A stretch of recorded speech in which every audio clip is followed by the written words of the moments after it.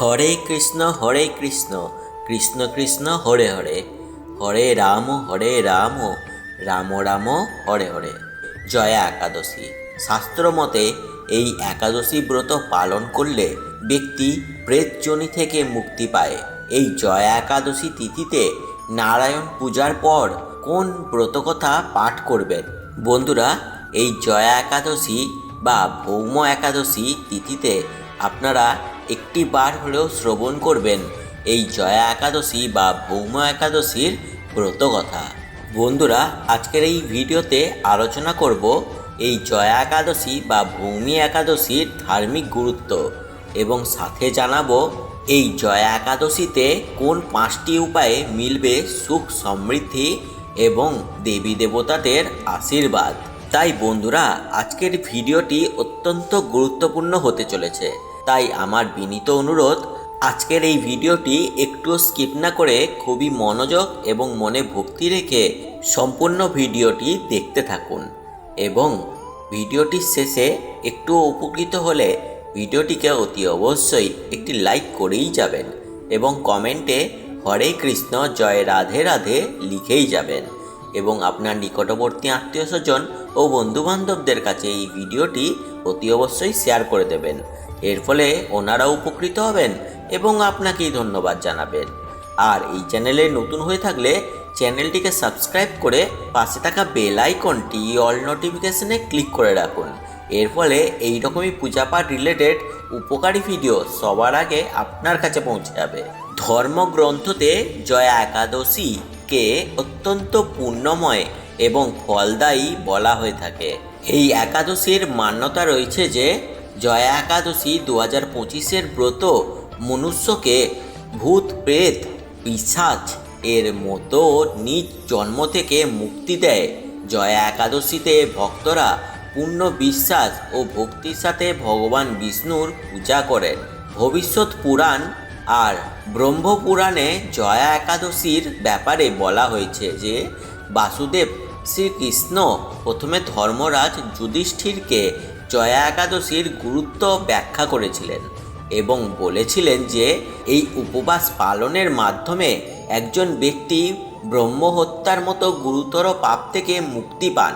এছাড়া মাঘ মাসে মহাদেবের আরাধনার জন্য উত্তম মানা হয়ে থাকে। এই কারণে জয়া একাদশী ভগবান বিষ্ণু আর শিবের দুটি ভক্তেরই জন্য গুরুত্বপূর্ণ মানা হয়েছে।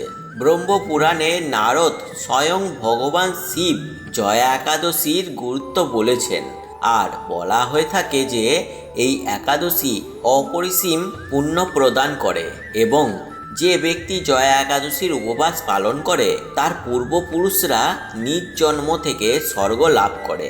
মাঘ মাসের শুক্লপক্ষের একাদশী তিথি জয়া একাদশী নামে পরিচিত। এবছর 8ই ফেব্রুয়ারি পালিত হবে এই একাদশী। বিষ্ণুপুরাণে এই একাদশীর মাহাত্ম্য বর্ণনা করা হয়েছে। এই তিথিতে যারা ব্রত পালন করেন এবং উপবাস করেন তারা কখনোই প্রেতযোনিতে জন্মগ্রহণ করেন না। জয়া একাদশীতে নারায়ণ ও লক্ষ্মী পুজো রাত্রি জাগরণে করা হয়ে থাকে। পাশাপাশি পুজোর পর ব্রতকথা পাঠ করা উচিত। শাস্ত্র মতে জয়া একাদশীর ব্রতকথা পাঠ করলে ব্রত পালনের সম্পূর্ণ ফল পাওয়া যায়। যুধিষ্ঠিরকে এই একাদশীর ব্রতকথা জানিয়েছিলেন স্বয়ং শ্রীকৃষ্ণ। এখানে আমি জয়া একাদশীর ব্রতকথা জানালাম।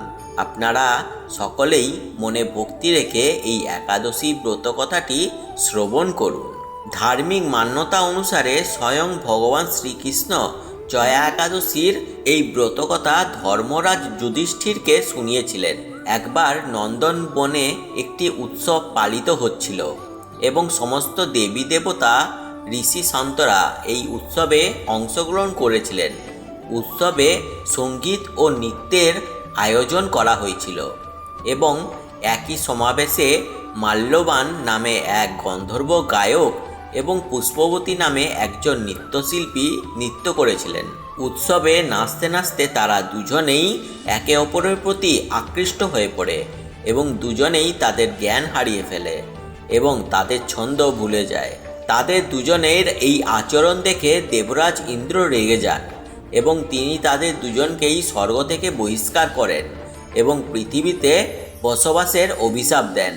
এই কারণে গন্ধর্ব এবং পুষ্পবতী পৃথিবীতে প্রেতযোনিতে জন্মগ্রহণ করেন। মৃত্যুলোকে থাকা সেই দুজনকে তাদের ভুলের জন্য পস্তাতে হয়, আর এবার তারা এই রাক্ষসী জীবন থেকে মুক্তি পেতে চায়। এমন পরিস্থিতিতে একবার মাঘ মাসের শুক্লপক্ষের একাদশী তিথিতে তারা দুজনেই খাবার গ্রহণ করেননি এবং পিপল গাছের নিচে তাদের পুরো রাতটাই কেটে গেছিল। নিজেদের ভুলের জন্য অনুতপ্ত হয়ে ভবিষ্যতে আর এমন ভুল না করার সংকল্প করেন। এর পরের দিন সকালে তারা দুজনেই প্রেত জীবন থেকে মুক্তি পায়। তারা দুজনেই জানতো না যে সেদিন জয়া একাদশী ছিল এবং তারা দুজনেই জেনে বা অজান্তে জয়া একাদশীর উপবাস সম্পন্ন করেছিলেন। এর ফলে ভগবান বিষ্ণু সন্তুষ্ট হয়ে তাদের উভয়কেই প্রেতযোনি থেকে মুক্তি দেন। জয়া একাদশীর উপবাসের প্রভাবে তারা দুজনেই আগের চেয়ে আরও সুন্দর হয়ে ওঠে এবং আবার স্বর্গ লাভ করে। সেখানে গিয়ে ইন্দ্রদেবকে প্রণাম করলেন। দেবরাজও হতচকিত হয়ে পড়লেন। তারা কিভাবে পিশাচ যোনি থেকে মুক্তি পেয়েছিলেন তা জানতে চান। তখন পুষ্পবতী ও মাল্যবান দেবরাজ ইন্দ্রকে সম্পূর্ণ বৃত্তান্ত জানান। বন্ধুরা, এই ছিল জয়া একাদশীর ব্রত মাহাত্ম্য কথা। আর এখন আপনাদের জানাবো 2025 সালের জয়া একাদশীতে কোন 5টি উপায়ে মিলবে সুখ, শান্তি এবং সমৃদ্ধি আর দেবদেবতাদের আশীর্বাদ। 1. যেসব জাতক কিংবা জাতিকাদের বিবাহিত জীবনে সমস্যা চলছে তাদের জয়া একাদশীতে তুলসী পূজা করা উচিত। এছাড়াও দেবী লক্ষ্মী এবং তুলসী মাতাকে মেকআপের জিনিসপত্র নিবেদন করুন। 2. জয়া একাদশীর দিন শ্রীমদ্ ভগবত গীতা কথা পাঠ করুন, তা অত্যন্ত শুভফল দেবে এবং এটি আপনার জীবন থেকে সব রকম ঝামেলা দূর করবে। 3. এই দিন জাতক কিংবা জাতিকাদের পঞ্চমৃত দিয়ে ভগবান বিষ্ণুর অভিষেক করা উচিত। এতে তাদের কেরিয়ার খুবই উন্নত হবে এবং সমস্ত সমস্যার অবসান হবে আর নতুন সুযোগ মিলবে। 4. যেসব লোকেদের জীবনে আর্থিক সমস্যা হচ্ছে তাদের জয়া একাদশীর দিন ব্রহ্ম মুহূর্তে ঘুম থেকে উঠে ভক্তি সহকারে ভগবান বিষ্ণুর পূজা করা উচিত। এছাড়াও পান পাতায় ওম বিষ্ণুদেব নমঃ লিখে ভগবান বিষ্ণুকে উৎসর্গ করা উচিত। পরের দিন এই পাতাটি একটি হলুদ কাপড়ে মুড়িয়ে সিঁদুরের মধ্যে রাখুন। 5.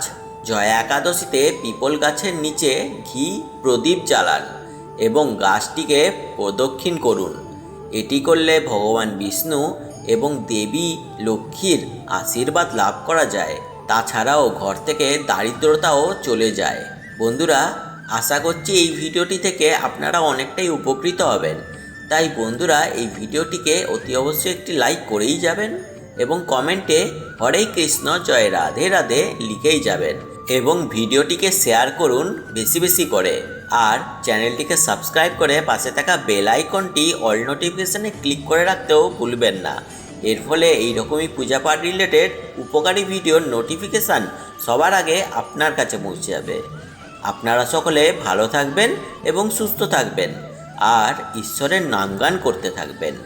হরে কৃষ্ণ জয় রাধে রাধে।